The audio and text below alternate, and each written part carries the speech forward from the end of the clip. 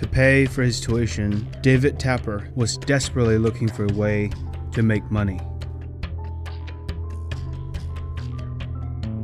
Competent in mathematics, Tepper knew he could become an exceptional trader, and soon enough, he found a profitable pattern. In the late 70s, options were relatively new. He found that certain option prices are always a bit slow to adjust to the change of their underlying securities.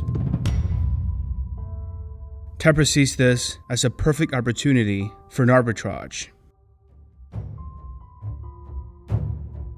With this pattern, he was able to generate consistent income to pay for all of his expenses in graduate school.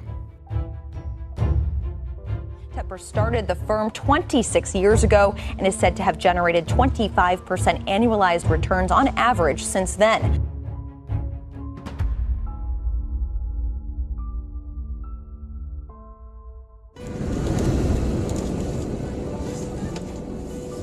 Growing up in a poor family in Pittsburgh, Pennsylvania, Tepper always wanted to get rich, a better life.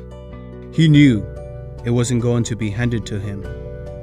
He immersed himself in studying, hoping to finish in 3 years in college in order to save money and while also keeping a part-time job. Out of all the hedge fund billionaires, David Tepper really is the one that started from the bottom. Not only that, he suffered a lot of childhood trauma. Despite these good things about my dad, he had a bad side too. He was physically abusive to me. In my young life, there was nothing more terrifying. There was no greater adversity. But I prayed to God that I would never be the same to my children. After earning an MBA degree from Carnegie Mellon, David Tepper got a job in the Treasury Department at Ohio's Republic Steel, but the company was in financial trouble. These guys are out of work. Why? That's the question. You just said why. There, he was introduced to the junk bond market. In early 70s, investor Michael Milken put a wild theory into practice by pioneering a huge market for high-yield bonds, aka the junk bonds. Tepper quickly realized he had a talent for trading junk bonds, which eventually helped him land a job at the infamous Goldman Sachs. He made a lot of money for Goldman Sachs, but in a bull market, virtually everyone can do well. The real test is how well you can perform during a bear market. Well, the law of gravity hit Wall Street today and financial markets around the world for that matter, as stock prices plunged even more than they did on Black Tuesday of 1929. During the market crash of 1987, virtually all traders lost money at Goldman Sachs. All but David Tepper. He saw the crash coming and set his entire portfolio as short. He made so much money by betting against everybody else. Goldman Sachs has a competitive culture. David Tepper was not well liked at the firm. But when I came up for partner, I got shot down. And I was incredibly upset. Finally, Tepper had enough. He started trading aggressively on his own account, preparing to make enough money to launch his own fund. Using his connections at Goldman Sachs, Tepper raised $57 million for his new hedge fund, Appaloosa. Started my own company 25 years ago in 1993 called Appaloosa, and ended up doing something that was a lot more fun and made my life better in so many ways.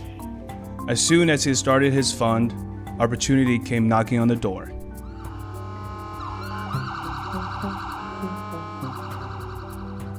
In the midst of Latin America crisis in early 90s, Tepper purchased many bank debts in Argentina right before the country started to recover.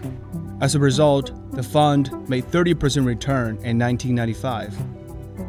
David Tepper is a different kind of value investor, so he's very much like Seth Klarman. If they find something that is undervalued, they will bet really big on it. Tepper kept making phenomenal returns during his early years, until this happened. In 1998, the Central Bank of Russia defaulted on its debt, sending shockwaves to the world. Like many investors at the time, Tepper put hundreds of millions of dollars in Russian bonds, thinking it was impossible for a country to default its debt. But he was wrong.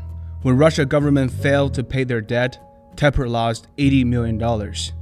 Then, Tepper did the unthinkable. He realized, since the incident, the market has become overly pessimistic about Russian bonds, making them extremely undervalued.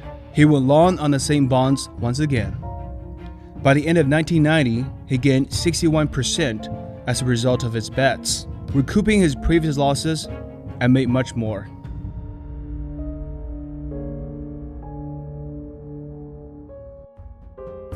Distressed debt has become a goldmine for contrarian investors like Tepper. In 2001, Tepper generated 67% net return by focusing on distressed bonds. But he would invest in anything he thought to be undervalued, either for short-term or for long-term. So Appaloosa and Palomino will do anything. He also has made huge profits year by year by investing in under-the-radar companies such as Mirant, an energy company. But none of it compared to the opportunity brought by the financial crisis of 2008. The largest financial disaster in decades in this country, and perhaps the end. Like everyone else, Tepper took a hit in 2008. His fund was down 28%. But he was enchanted because he saw so many undervalued opportunities. He knew his losses were just temporary. He was not going to let emotions dictate his trading. If your thinking and your emotion is the same as everybody else's, then you cannot do the outthinking and what I call the second level thinking, which is required to act against the herd. The common word is contrarian, to sell at high prices, which are high because other people are optimistic, and buy at low prices, which are low because other people are depressed.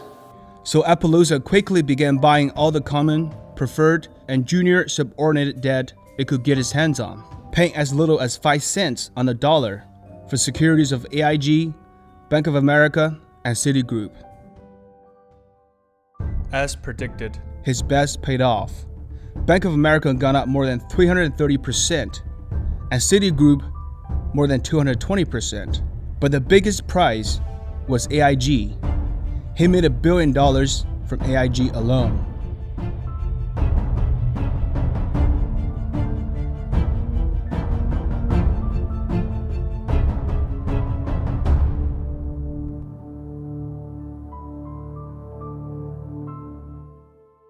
As humans, we suffer from various cognitive biases. People tend to find patterns that aren't there. With Robinhood, a lot of people are coming into this stock market casino. With David Tepper, it is possible that his success is due to luck. But there are two things that he does repeatedly that might be helpful for us to learn. He always trades with a large margin of safety and uses no leverage. How much leverage? None. None. None. None. What do you need leverage for? When Washington Mutual was on the verge of bankruptcy, Tepper bought their debt at 50 and 60 cents on the dollar. Second, his strategy was more or less event-driven. Not only the asset had to be undervalued, David Tepper always tried to figure out why it is undervalued and what events that will happen in the future that will trigger value realization. Seth Klarman called these events the catalysts, which trigger value realization.